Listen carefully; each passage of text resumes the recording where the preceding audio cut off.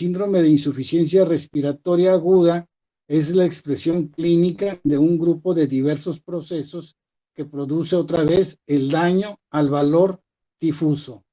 Más bien aquí dice daño alveolar difuso. Aquí está mal escrito. Es daño alveolar difuso. La siguiente.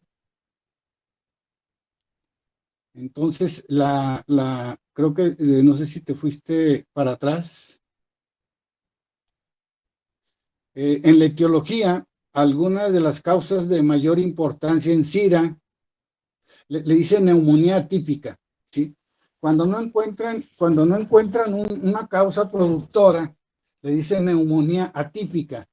Si se acuerdan, empezaron en esta pandemia, es que no es COVID, es neumonía atípica. Neumonía atípica es que no sabes por qué se produjo.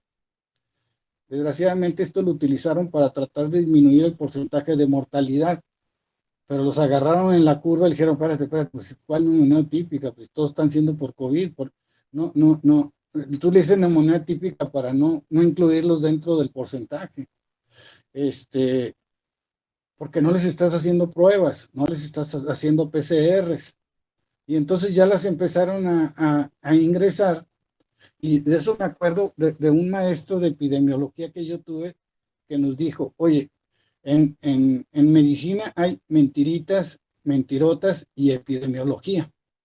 Y me lo dijo un maestro en México, no lo dijo un maestro en México. ¿Por qué? Porque se manipula mucho la cuestión de la epidemiología, de los porcentajes.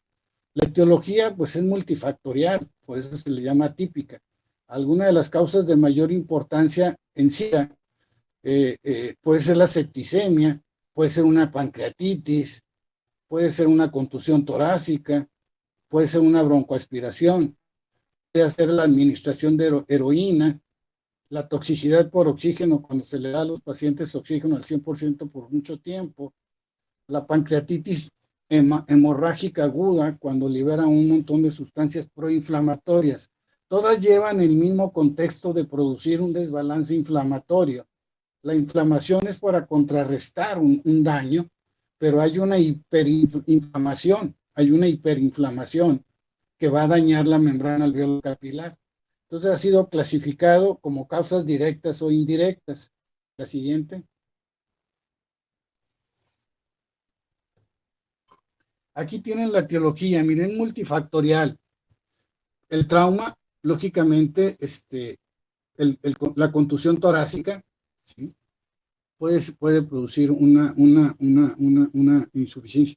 La embolia grasa, que es diferente a la embolia pulmonar. La embolia grasa es diferente porque es cuando hay fractura de huesos largos, sobre todo fémur. La contusión o el trauma no torácico.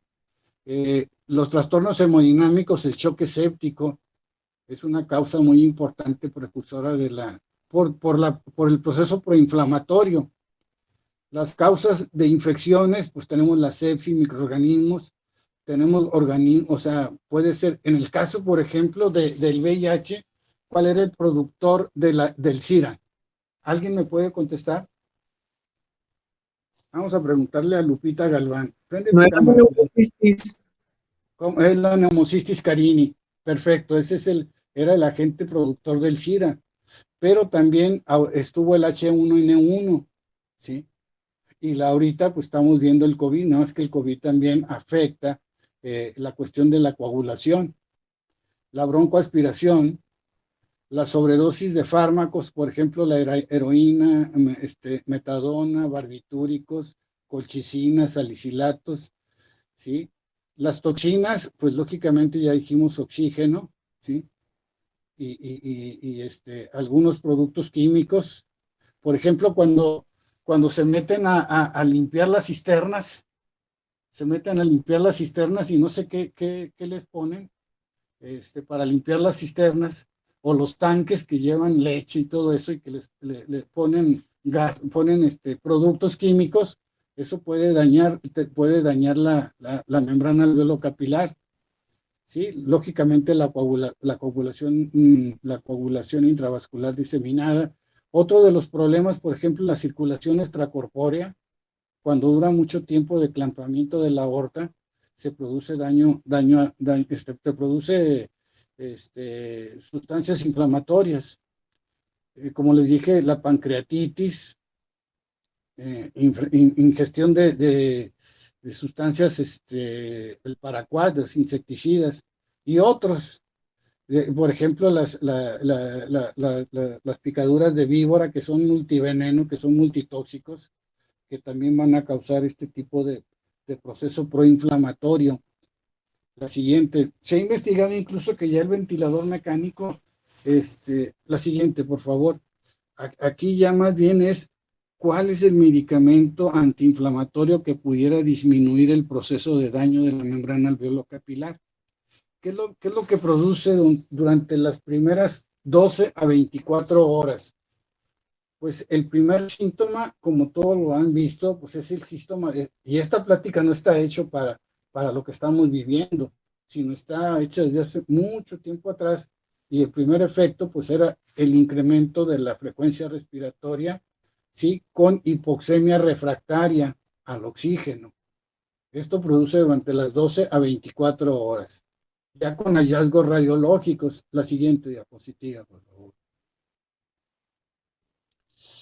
Después del 1 al 5 día, se escuchan estertores y aparecen hallazgos radiológicos. Ya en esto, el oxímetro de pulso ya no les muestra el 94% de saturación, les muestra 92 o 90% de saturación, lo cual les está dando una presión parcial de oxígeno en el oxímetro de pulso de 50 milímetros de mercurio. O sea, ya hay hipoxemia.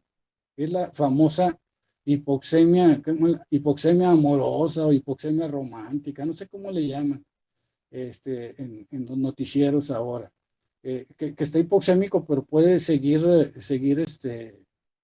trabajando, ¿no? La tomografía ya muestra consolidación pulmonar con distribución irregular, influida probablemente por la gravedad.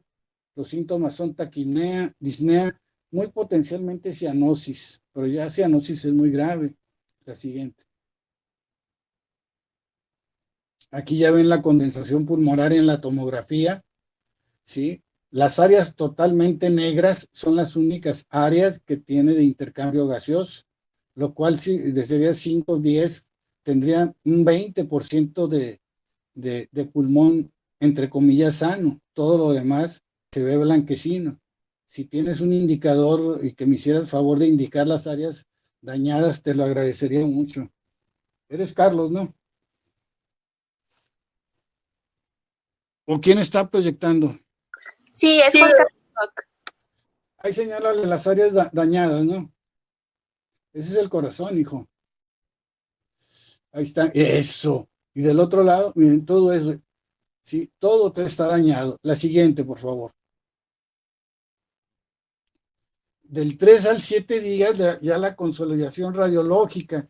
Esto, por ejemplo, son pacientes que necesitan oxígeno. ¿Ustedes creen que con esas tomografías van a poder estar en sus casas? No es cierto, o sea, bueno, entre 3 y 7 días ya, a veces hay que tener cuidado con las radiografías, porque se ven seminormales, pero ya la tomografía ya se ve con vidrio despulido, entonces se vuelve menos confluente y se observa una imagen en vidrio despulido con infiltrado, que el pulmón se transforma en un pulmón edematoso, que se le llama pulmón edematoso, pulmón fibroso, incluso pulmón blanco. La siguiente. Aquí tienen una congestión de una chica, y creo que ya se les había dicho, 17 años, con con un embarazo molar. La siguiente. Y este es un edema, nada más que este edema es cardiogénico, este se cura con diurético. A diferencia del edema no cardiogénico, no se cura con diuréticos. Este no necesitan intubarla, con que le pasen 2 ámpulas de furosemida empieza a mejorar la dificultad respiratoria. La siguiente. Pero en el otro no. Entonces tenemos 3 fases en el SIDA. La primera fase es exudativa, la segunda proliferativa y luego la última fase es fibrótica. de tal manera que aún pacientes que son extubados pueden quedar con la fase fibrótica y dependientes de oxígeno. La siguiente. Esto es lo que sucede. Esto es lo que sucede en el CIRPA. Fíjense, del lado izquierdo es un alveolo sano y del lado derecho se ven leucocitos, leucotrienos, prostaglandinas, citocinas, y todo está dañando la membrana alveolo capilar. Si me hicieras favor de señalar la membrana alveolo capilar, por favor, Carlos. Ahí, esa es la membrana, ahí está dañada la membrana alveolo capilar, y es cuando no permite la entrada de oxígeno hacia a la hemoglobina y empieza a no permitir la salida de CO2. ¿Sí? Entonces se tiende ya a colapsarse y a telectasiarse. La siguiente. Esto es lo que sucede, fíjense, esto es lo que va sucediendo. O sea, está el factor de necrosis tumoral, está la interleucina 1, la interleucina 8, está pues los líquidos. Normalmente yo les comenté en la fisiología que se filtran 500 mililitros de agua en forma normal. En nosotros se filtran 500 mililitros de agua y no caemos en edema agudo pulmonar porque los linfáticos van a drenar esa agua, pero ahí esa inflamación va a empezar a drenarse, pero va a ir obstruyéndose el tejido linfático y se va acumulando en el interior de la célula. Cuando es un edema agudo pulmonar cardiogénico por falla cardíaca, lesión valvular, el diurético saca muy fácil el agua, porque es muy fácil sacar el agua, pero es muy difícil sacar proteínas del interior, proteínas inflamatorias del interior de las células, de los alvéolos en este caso. La siguiente, por favor. Ahí estamos viendo la telectasia, cómo se ve bien extendido del lado derecho. La siguiente, por favor. En la fase oxidativa hay una ruptura de la membrana alveolo capilar con el subsiguiente acumulación de edema alveolar inflamatorio rico en proteínas y citocinas, y la fase exudativa dura aproximadamente 7 días. Esto se caracteriza clínicamente por disnea, taquipnea y hipoxemia severa. La siguiente, por favor. Ya es la microfotografía del estudio histopatológico de pulmón que muestra edema alveolar. La siguiente, por favor. La fase proliferativa, si no existe recuperación,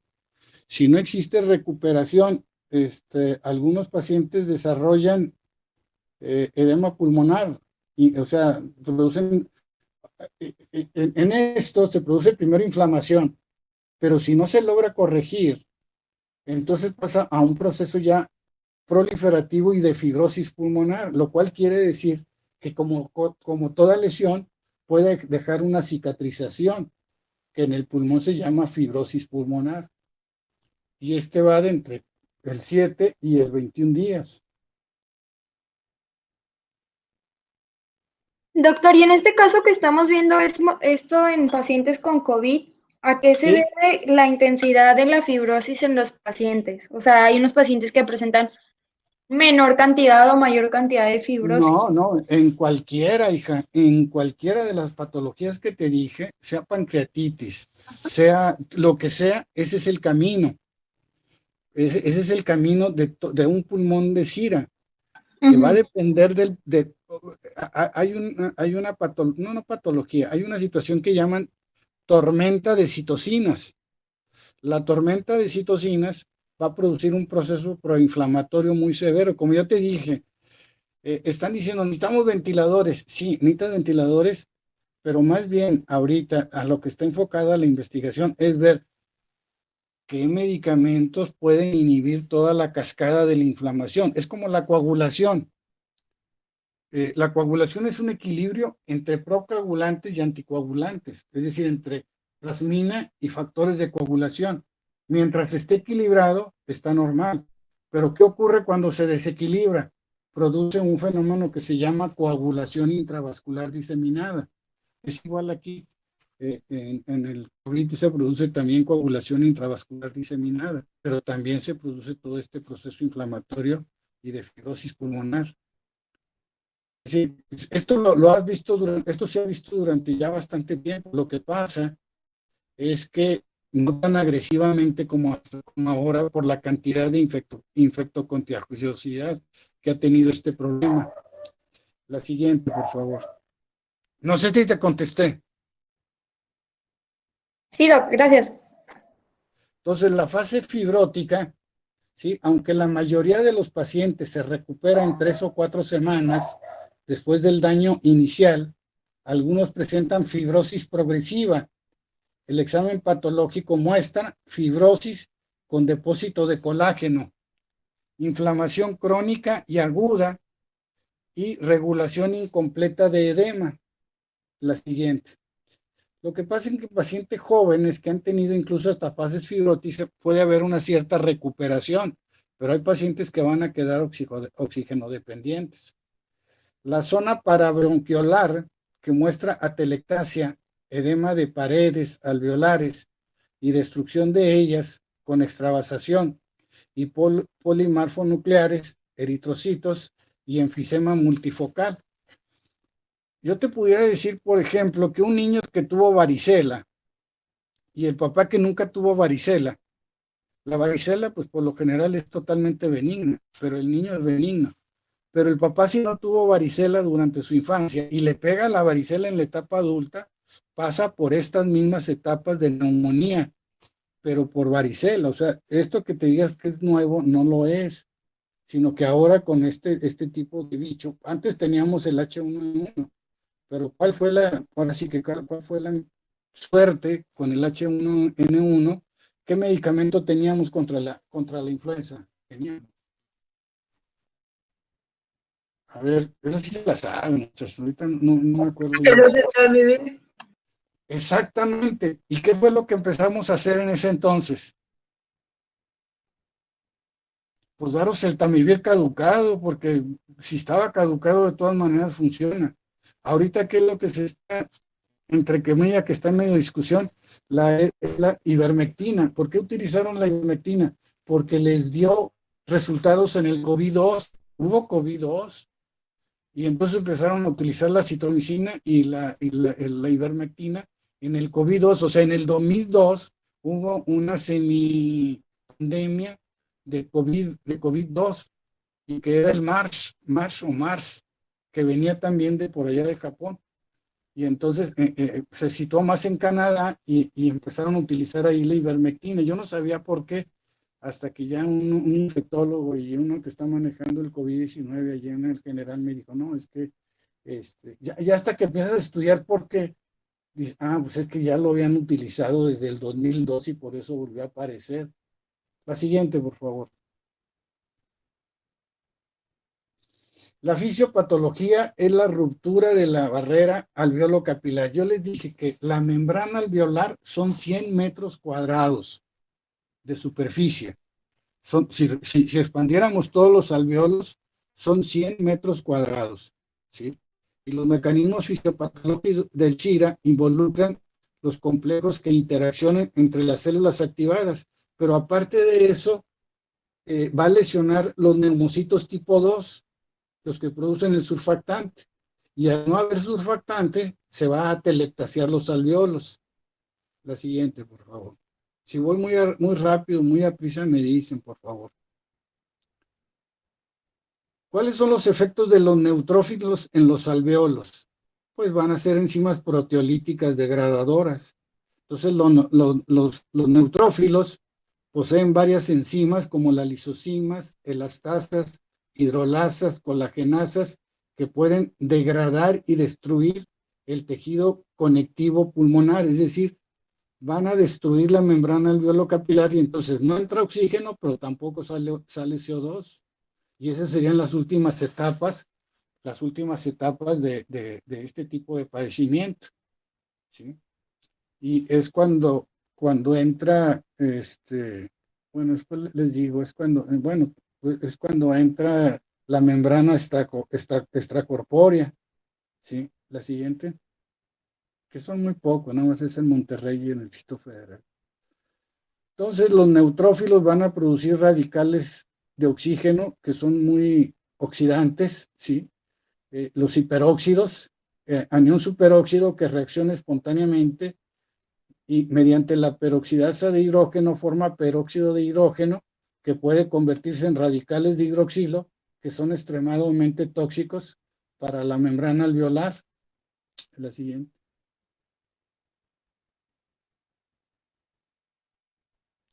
Esta es toda la cascada. Si tú me dices que yo lo hice esto para esta plática, no. Ese es el camino de la sepsis pulmonar, es el camino de las pancreatitis hemorrágicas, es el camino de los émbolos grasosos. Lo que pasa es que no haya tantos pacientes. Entonces hay activación de macrófagos, de citocinas, del factor de necrosis tumoral, agregación plaquetaria, microtrombosis, cascada de la coagulación y daño tisular. Entonces, los metabolitos del ácido araquidónico que producen hiperóxidos que son tóxicos, la activación del complemento, la migración de polimorfonucleares, las proteasas y los metabolitos derivados de los oxígenos que estamos hablando, de los peróxidos que producen daño tisular. La siguiente. El diagnóstico. Pues el diagnóstico es la condición asociada, la disnea, que mucho se ha mencionado. Fíjense, la hipoxemia. ¿Cómo podrían ver ustedes la hipoxemia refractaria en un paciente clínicamente sin tomarle gasometría arterial? Que sigue cianótico aunque le des oxígeno. Con tu saturación, con tu oxímetro de pulso, le pones oxígeno, ¿sí? Y sigue desaturando. Entonces tú tomas una gasometría, la gasometría, si me puedes señalar la presión arterial de oxígeno, Carlos, por favor. La gasometría les da la presión arterial de oxígeno. ¿Sí? Acá. No le muevas tanto, Carlos, pues sí, mano. Acá en el PaO2. Ahí no te muevas ya. En el PaO2 lo dividen entre el FiO2. ¿Quién les va a dar el FiO2? Si es ventilador, el ventilador le está diciendo te estoy dando 21, te estoy dando 30, te estoy dando 40, te estoy dando 60, te estoy dando 80, eso es fácil. Ahorita vamos a ver. Y si esa división le da menos de 200, el daño es moderado a severo. Y radiográficamente, pues se ve lógicamente la condensación intersticial o alveolar, y la tomografía, pues esa prácticamente habla, bueno, se ven las imágenes como ustedes las vieron.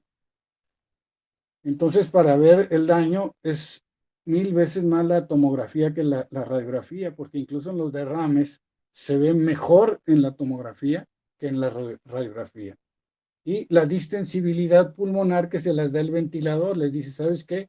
Su distensibilidad o su presión pulmonar es más de 30, el ventilador está requiriendo mucha energía para poderle meter el aire que necesita el paciente. La siguiente. Otra vez, el diagnóstico, pues, por lavado broncoalveolar, pues sí puede ser para estudiar la microbiología de las secreciones, pero es bien difícil porque se saturan muy fácil estos pacientes. Y la medición de la presión capilar, es decir, medición la de la presión en cuña, pero esto es a través de un catéter de Swan-Ganz, que es un catéter específico para medir la presión capilar en cuña, pero para lo único que lo están metiendo es para decir, es un edema agudo de altas presiones por falla ventricular, o es una presión baja, que es debido a una lesión inflamatoria alveolar. Entonces, como que le sirve más para eso. Ha ido desapareciendo porque el ecocardio nos mide la presión pulmonar. ¿Sí? La siguiente, por favor. O ya hay otros aparatos menos invasivos. La siguiente. Esta es la misma, toda la cascada de inflamación que viene a dañar la membrana alveolo-capilar con la disfunción respiratoria. La siguiente. Entonces, los criterios, pues los van a poder hacer con radiografías y oxígeno, como lo van a ver en la siguiente diapositiva. Aquí esta diapositiva, voy a ver, déjenme acerco. Lo de arriba es prácticamente lo que hemos estado viendo, ¿no? La lesión de la membrana alveolo-capilar, fracciones de oxígeno elevadas, alteración de la permeabilidad, edema intersticial, en este caso sobredistensión alveolar, llenado capilar, pero aquí, por ejemplo, la radiografía de tórax la van calificando, ¿sí? Por ejemplo, tiene un cuadrante, tiene 2 cuadrantes, tiene los 4 cuadrantes, pues ya le dan un valor de 4. Me interesa mucho que se fijen, por ejemplo, en la hipoxemia, presión arterial de oxígeno, entre FiO2, me da más de 300, tenemos un adecuado intercambio gaseoso. PaO2 entre FiO2 me da 225 a 299, ya tengo un punto, ya me está demostrando que hay una lesión de la membrana alveolo-capilar. Un PaO2 y un FiO2 entre 100 a 174 ya me da un daño alveolar más severo, y ya menos de 100 prácticamente es bastante el daño. La distensibilidad de los pulmones, pues esa me la va a dar el ventilador, ¿sí? Y el PIB. ¿Qué es el PIB? Si es que alguien ha estado cerca, si es que alguien ha visto los ventiladores ahí en el hospital. Es la presión positiva al final de la expiración. Exacto. Entre más presión positiva al final de la expiración necesitan, mayor gravedad tiene el paciente, y después ya lo van clasificando. ¿Sí? ¿Quién te dijo? ¿Quién contestó ahorita? ¿Quién fue la chica? Yo, Doc. ¿Cómo te llamas? Ana Lucía. Ana, ¿cómo lo viste lo del PIB? Platícame. La siguiente. Porque dime. estaba yendo al hospital a UCI y el doctor nos explicó. Qué bien, ¿qué doctor, amiga? El doctor Saucedo. ¿Es el neumólogo? No, él es internista, pero está ahí en UCI en la 46. ¿Ya hay UCI ahí en la 46? Sí. No me bueno. como 3 camas, pero sí hay. No, sí, en realidad no es UCI, es un cubículo adaptado para UCI. Sí. La historia es que a la 46 le asignaron todo el equipo de terapia intensiva hace 15 años. ¿Y sabes qué pasó? Que como dijeron, se gasta mucho porque necesita un médico por cada 4 camas por turno, y se necesita un médico en fin de semana y un médico de turno acumulado, y se necesita una enfermera. Entonces dijeron mucho personal y no nos dejaron 3 camas. Incluso había ambulancia de alta tecnología para traslado de pacientes críticos. Dijeron, ¿sabes qué? No hace falta, y lo quitaron, lo fueron desmantelando. Si te dijera que había ambulancias aéreas ahí en 1970 en el seguro, no me lo creerías. La siguiente diapositiva. No te vayas, Ana. La siguiente diapositiva. Desgraciadamente, como han visto,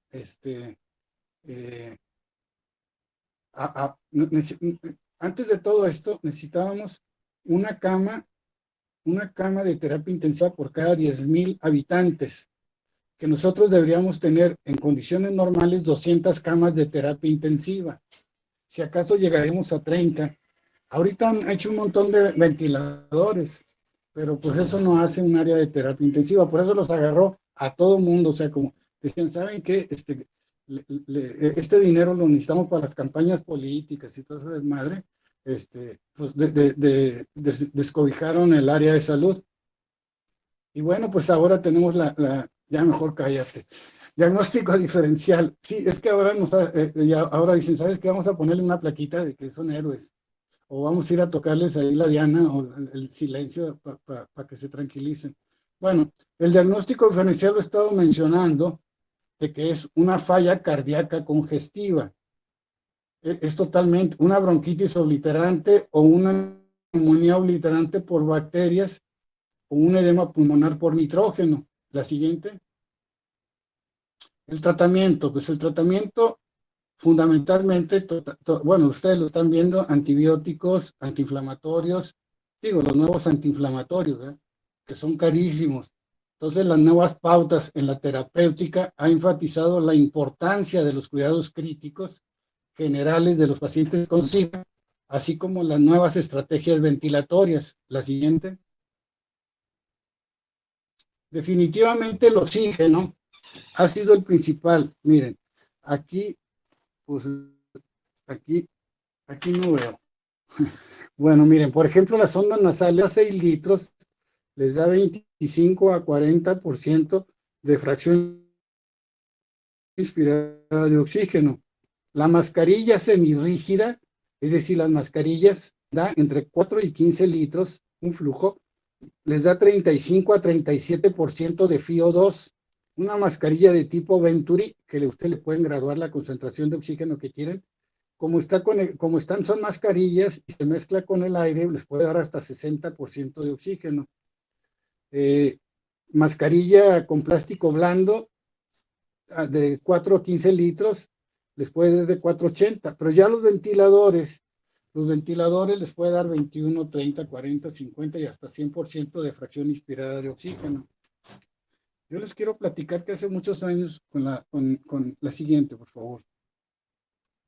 No sé si, doctor, yo creo que, tenemos clase ahorita a las 2. Bueno, entonces, Juan, o como José, o quién está.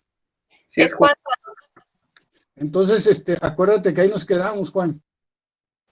Sí, doctor, ya la acabo de poner.